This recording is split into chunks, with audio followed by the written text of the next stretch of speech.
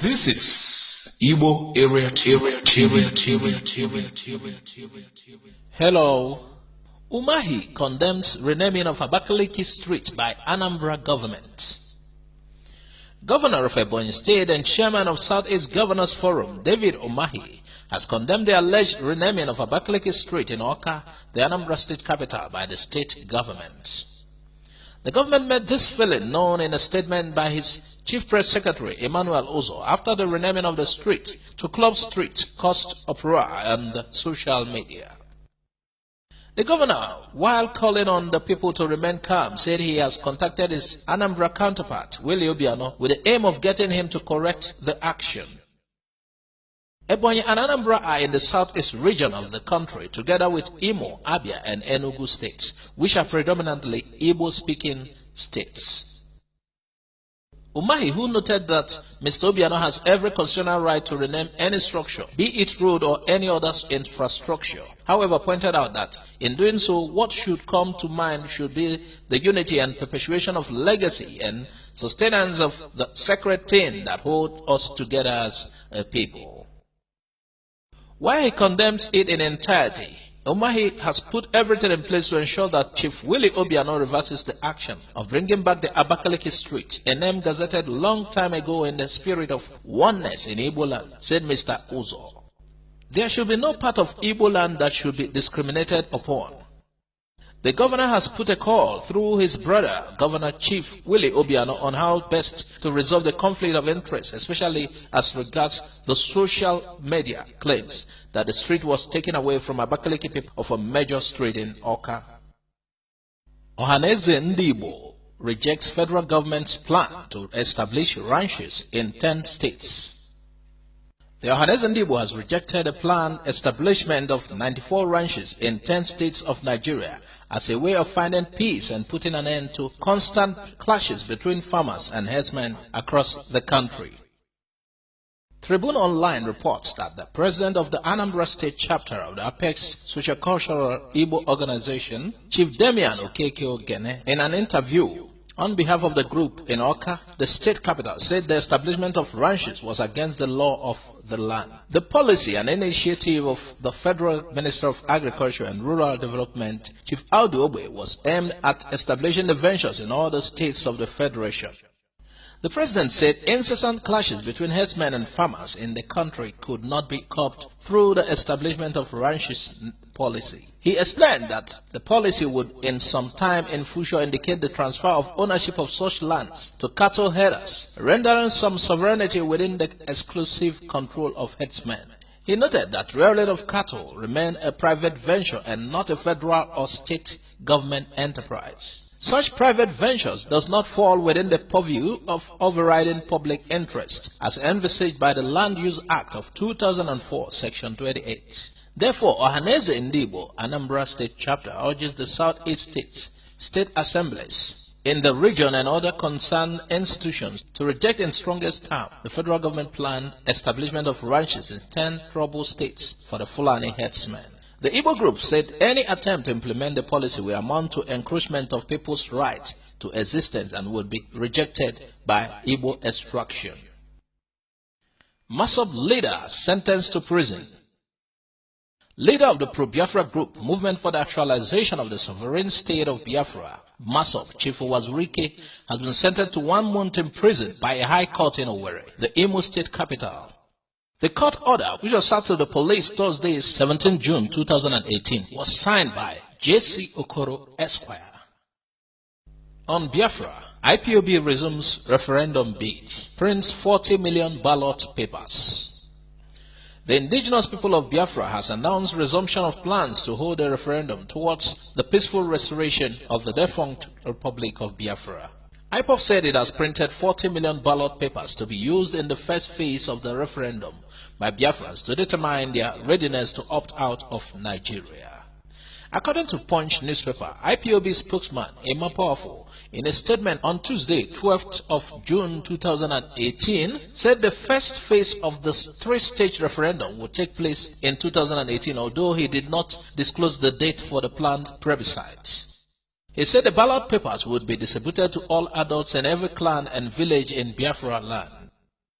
We, the indigenous people of Biafra, wish to bring to the attention of the world that plans are at advanced stages in preparation for the first in our three-stage referendum process towards the peaceful, non-violent restoration of the nation of Biafra. Our decision to hold the first of the three plebiscites later this year has vindicated IPOB's resilience in sticking to the principle of non-violent agitation for Biafra in the face of government brutality and treachery from enemies within. Efforts geared towards this first referendum is gathering unstoppable momentum, with dates for the exercise to be announced imminently. 40 million ballot papers are being printed and readied for distribution to every clan and village in Biafra land for all adults over the age of 18 to express their preference, the statement reads partly. Also, in the statement, IPOB cited occasions where the Nigerian government had in the past conducted a referendum for some sections of the country. On 11 February 1961, Nigeria conducted a referendum for the people of southern Cameroon to determine whether they wished to be part of Nigeria or merge with Francophone northern Cameroon. This referendum resulted in the peaceful cessation of the then NCNC-controlled Anglophone Cameroon from Nigeria. In other words, they voted to leave Nigeria for good. That was democracy in action, not war. Again, on the 13th of July 1963, Nigeria conducted another referendum which led to the creation of the defunct Midwest region from the supposed Yoruba-dominated Western region. The old Midwestern region comprised parts of today's Delta and Edo states. Referendum has been used in Nigeria before to resolve a seemingly intractable issue, IPOB added. The secessionist group noted that its mission is to restore Biafra sovereignty via a democratic process and through the instrumentality of three-stage referendum, the first of which will be held in the coming weeks. IPOB leader Mazi Nnamdi Kanu has been at the vanguard of the call for an independent Biafra republic from the Nigerian state through referendum.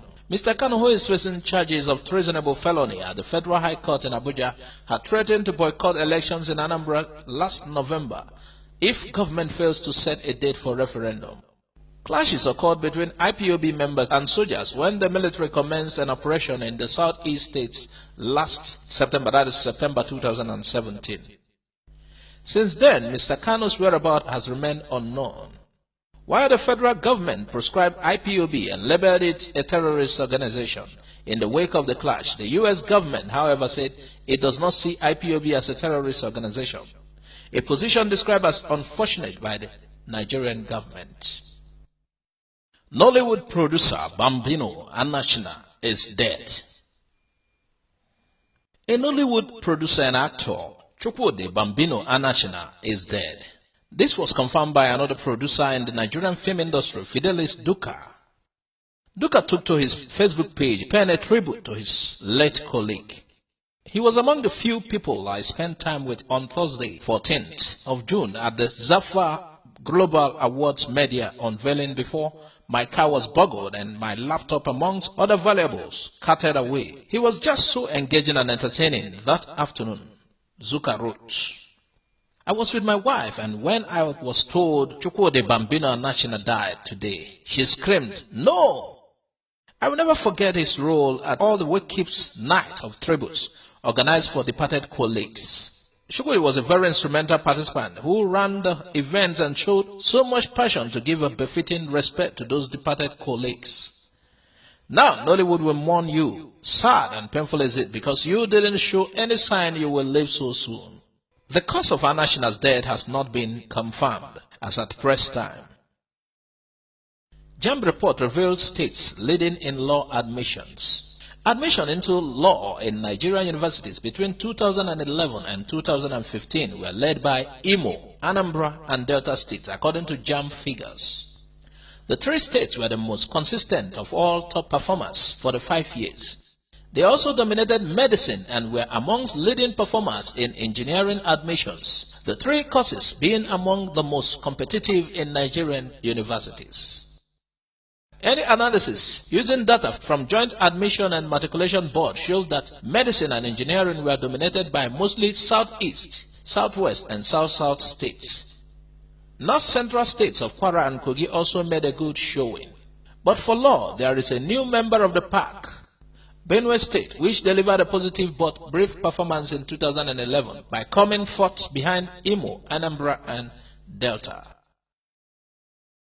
That year, the 4 states were followed by Ogun, Rivers, Abia, Edo, Osun, and Enugu. Ogun appeared thrice in the top cadre in the 5 years, coming fourth in 2011, third in 2014, and second position in 2015. Benue made it to the top 3 in 2011 before it dropped below the top 10, while Rivers made it to the top 4 in 2012, top 3 in 2013 before it dropped to 8th position in 2011 and 2014. It made top 7 in 2015. The data are for students admitted through test-based examination conducted by JAMB. JAMB's admission process is guided by merit, university catchment area, and gives advantage to educationally less developed states. For law, while Imo had 739 students admitted into various universities in 2011, Anambra followed with 679 and Enugu was third with 593. Benue came fourth with 558 and Ogun was fifth with 488 students. In 2012, some of the states again made the top 5. Imo emerged first with 551 students. Delta followed with 476. And Anambra came third with 469. Rivers came fourth with 447. That year, Abia placed fifth with 355 students admitted in law. In 2013, positions changed significantly, with Delta taking first position with 683 students. Imo dropped to second with 630, while Rivers came third with 569. Anambra was fourth with 490 and Edo with 463 took fifth. Anambra jumped to first position 2014 with 452. Delta dropped to second with 430. Ogun jumped to third position with 418.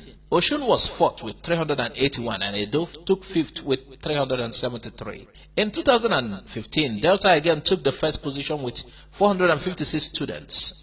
Ogun dropped to second with 419, while Imo dropped to third position with 415.